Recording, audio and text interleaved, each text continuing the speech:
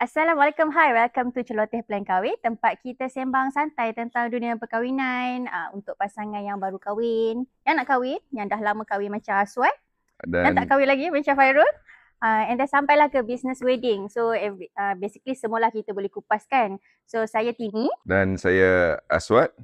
Okay, Aswad, hari ni kita nak borak pasal POV seorang MC lah. Dan bukan sekadar umum nama pengantin, tapi macam mana nak handle majlis. Kawal flow dan make sure majlis smooth, meriah daripada awal sampai habis. Betul. Sebab yelah, pernah tak pergi wedding, lepas tu wedding tu dia tak ada MC or DJ lah. So dia jadi krik-krik sebab macam tetamu pun tak tahu bila masa kita nak boleh salam pengantin pula, tak gambar pengantin, bila masa pengantin nak masuk, nak makan kan. Dan atau ada MC yang over sampai orang rasa cringe. Dan bagi Tini sendiri, penting ke MC ni dalam majlis? Suatu majlis dia bukan setakat majlis kahwin dan majlis-majlis yang lain lah. Of course, I think any event pun patutlah ada MC so that macam majlis tu dia tersusun lah, ikut flow, tak dragging, tak start lambat and all that kan. So hari ni kita nak sembang basically inilah POV seorang MC untuk majlis kahwin. And hari ni kita ada seorang wedding MC yang I would say quite experienced. Kita ada Fairul. Welcome Fairul to Celoteh Plan Kahwin. Terima kasih Tini dan juga Aswad kerana atas jemputan hari ini. Thank you Farah, welcome to Plan Kahwin. Sebelum kita sembang panjang pasal MC things ni, apa kata kita warm up sikit dengan satu simple game. Kita bagi dua situasi lah. Kita bagi dua situasi yang mana Fairul sendiri kena pilih. Yang mana Fairul sanggup. Contohnya situasi A, majlis, katalah majlis tu start pukul 10, tapi dia lewat sejam. Tapi audien dah datang. Dan satu lagi, semua pada tunggu dah.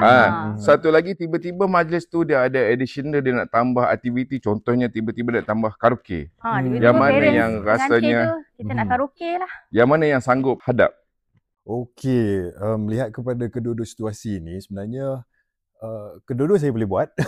Tapi bila kita katakan mengenai yang mana satu yang jadi preference saya, definitely situasi B lah. Sebab apa? Dalam situasi B ni saya boleh freestyle dan juga saya boleh sesuaikan permintaan pasangan pengantin dengan situasi semasa. I see. So kalau start lambat tu jadi macam mana? Sebab bila start lambat ni kita kena, senang cerita, kena banyak goreng sikit lah kan. Kadang-kadang benda yang nak digoreng tu bahan-bahannya dah habis. Tapi tak start lagi. Tapi tak start lagi. Itu yang susah. Dia dah habis siap-siap. Betul. Saya ada pengalaman yang lambat tak adalah sampai sejam. Tapi dalam lebih kurang setengah jam. So nak menggoreng tu agak sukar, lebih-lebih lagi bila kita tengok muka tetamu pun dah mula berubah, dah lain kan sebab dia kena tunggu lama. So situasi A lebih susah lah daripada situasi B. Compared to B lah. So kita nampak lah dia ada experience tu kan. So okay, boleh tak Fairul introduce yourself dulu, dah berapa lama dalam bidang MC ni lah, and then macam mana boleh terjebak. Okay, so pertama sekali terima kasih kepada Tini dan Aswad kerana menjemput saya hari ini. Pengalaman saya dalam bidang pengacaraan ni, sekarang umur saya 29. Saya mula ketika saya first year di degree. Waktu tu saya di UPM, umur saya 19. So lebih kurang 10 tahun lah. Dan macam mana saya boleh terlibat dalam bidang pengacaraan ni, waktu dulu saya menetap di Kolej Kediaman di UPM. So nak kekal di Kolej Kediaman ni kita perlu kumpulkan merit dengan menyertai aktiviti. So ada satu event ni tak ada orang nak jadi MC.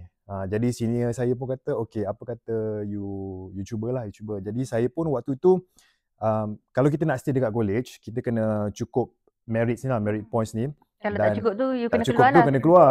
Jadi susah pula kan. So saya fikir, okay, apa kata mindset saya ialah saya nak establish value saya. Saya nak menjadi asset kepada college supaya susah dia nak buang saya. 19 pun dah orang tak umur fikir depan.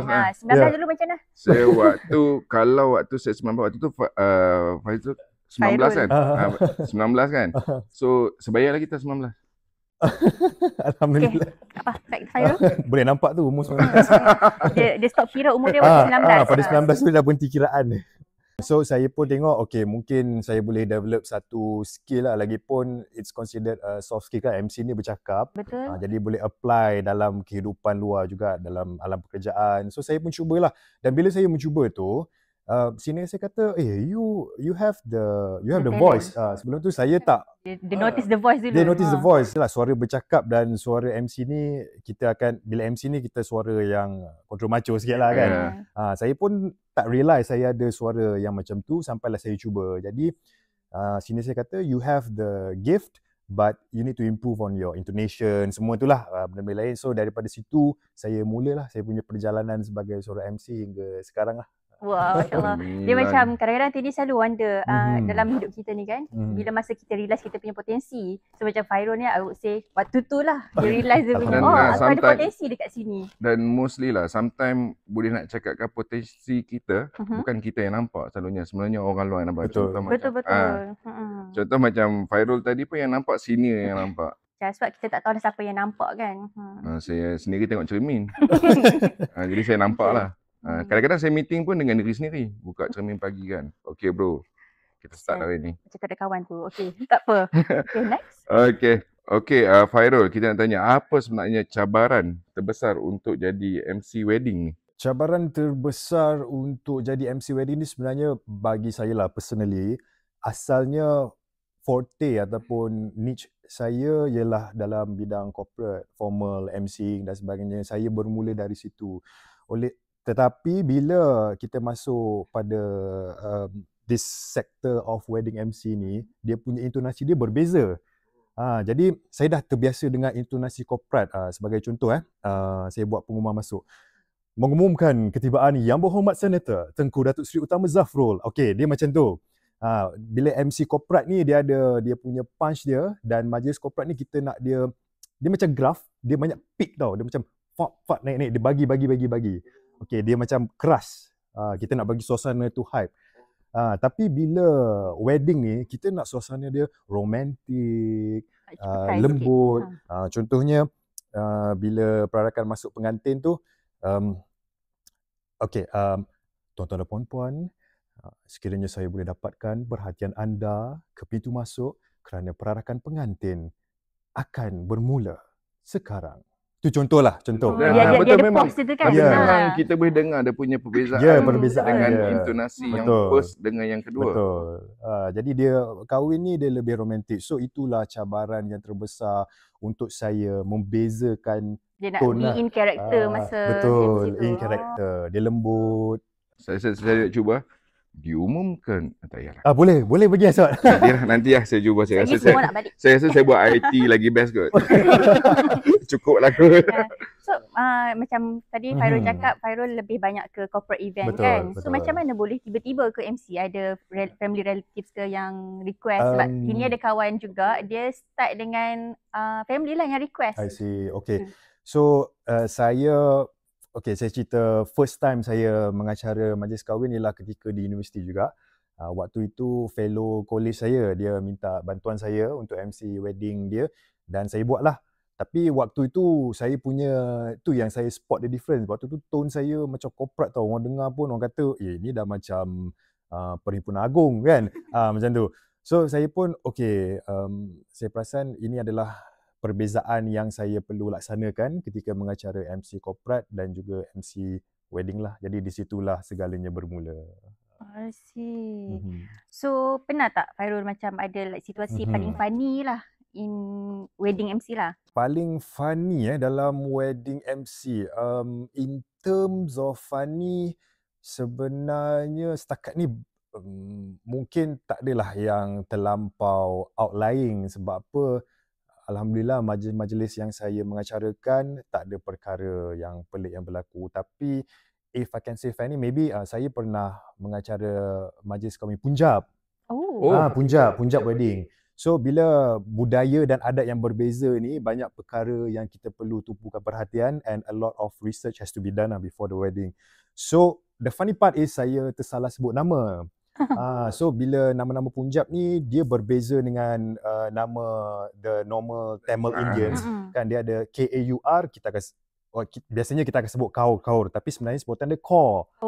Tapi saya tak ingat apa sebutan nama tu, cuma sepatutnya sebutan saya tu berbeza dan bila saya sebut sebutan yang salah tu, itu adalah nama perempuan, tapi bila saya salah sebut dia jadi nama lelaki. Dia bawa masuk lain pula.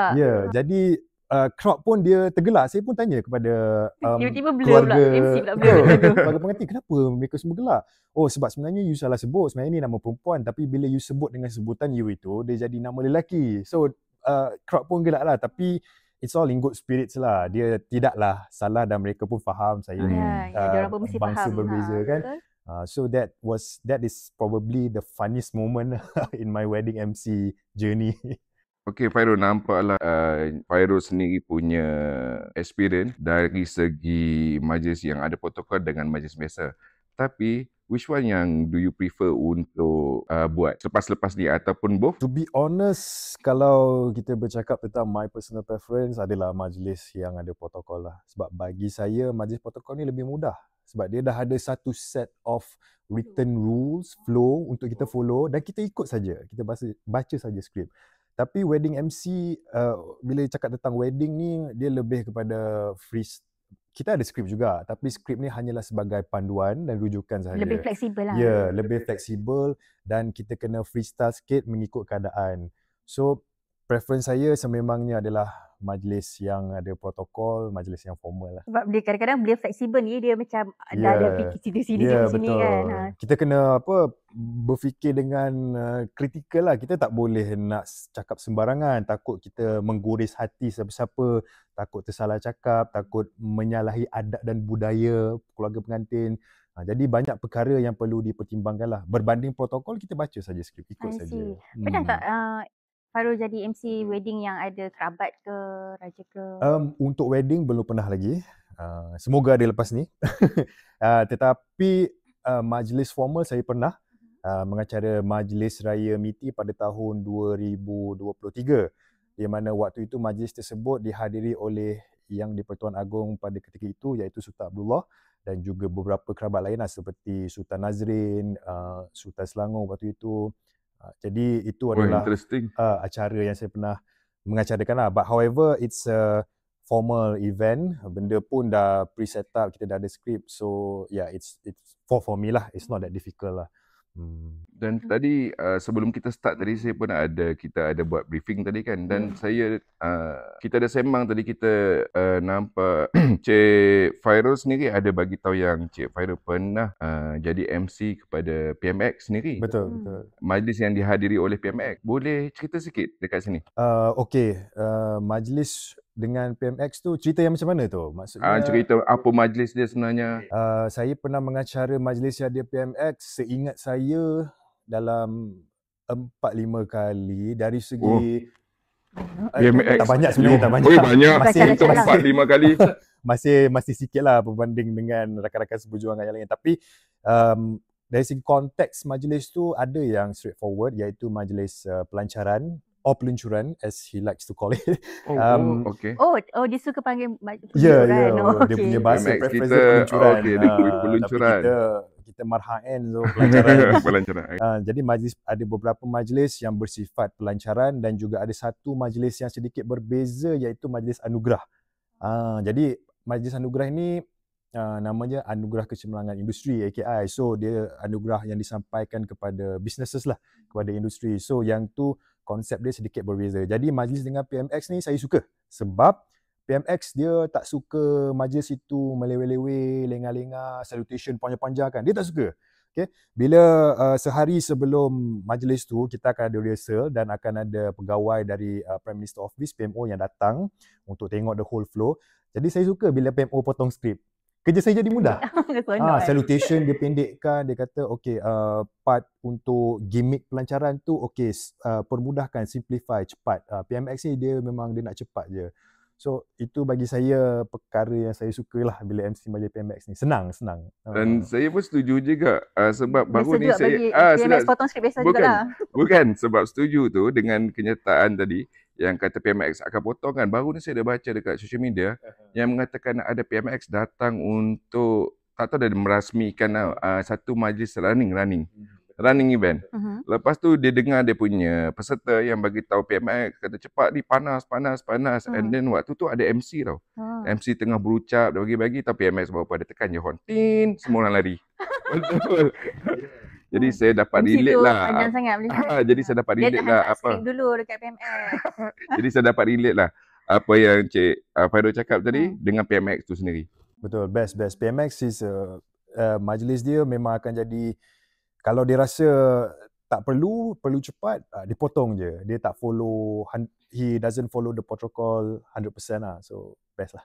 Best. Dia macam ada protokol tapi dia fleksibel. Ya, dia fleksibel, betul. Faham. So okay, Tini ada satu soalan lah. Macam contoh wedding event kan, dia wedding event kenduri lah, dia ada bacaan doa kan. So kalau baca doa tu MC yang akan baca ke, MC panggil ustaz ke, macam mana? Okay, sebenarnya bila kita bercakap tentang bacaan doa ni, sebenarnya tidak ada, orang kata there's no rule that says MC patut baca ataupun tidak patut baca. Semuanya bergantung kepada aturan majlis dan permintaan pengantin lah. Jadi tak kisahlah MC tu perlu baca atau tidak. Kalau MC tersebut mempunyai kemahiran yang membolehkan dia untuk membaca doa dengan lancar, alhamdulillah, that is an added bonus yang saya sendiri pun cuba nak explore. Tapi untuk saya personally, saya tidak akan baca doa lah. Saya akan maklumkan pada pengantin. Ada pengantin yang tanya, boleh tak MC baca doa? Saya kata, saya serahkan pada yang ahlinya. Gitu. Sebab bacaan doa ni kita kena buat dengan cantik, makhrajnya perlu betul kan. Jangan salah sebab apa ini melibatkan agama kan. So bagi saya serahkan kepada yang ahli lah. So katakanlah family pengantin dia kata, tak apalah Fairul suara sedap, mesti baca doa sedap. So do you have your own like doa prepared or?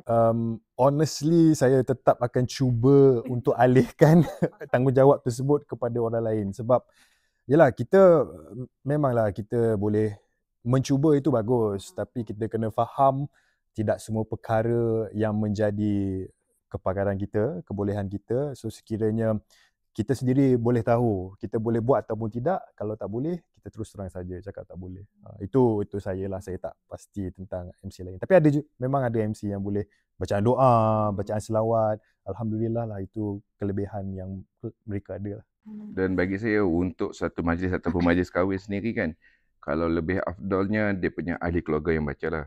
Ya, dia macam sentimental value dia ada sentimental value sendiri. Waktu saya kahwin, saya baca doa sendiri. Alhamdulillah. Saya pun bila datang tengok aswad pun orangnya. Memang tengok bercahaya. Jadi pasti saya percaya. Dia selalu pakai songkok hari ni. Yeah, even kalau kita tutup kita punya spotlight tu kan, saya mesti dia percaya. macam glow in the dark.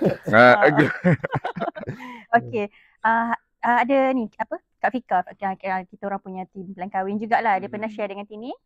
Dia kata, if I'm not mistaken, her wedding or someone else punya wedding, dia ada dengarlah satu doa ni. Ustaz ke MC yang baca? Tu pun Tini tak ingat. Tapi dia kata doa tu sangat touching. Dia kata, dia doa, dia cakap, semoga perkahwinan ni tidak membuatkan parents tu rasa dia kehilangan anak tapi happy.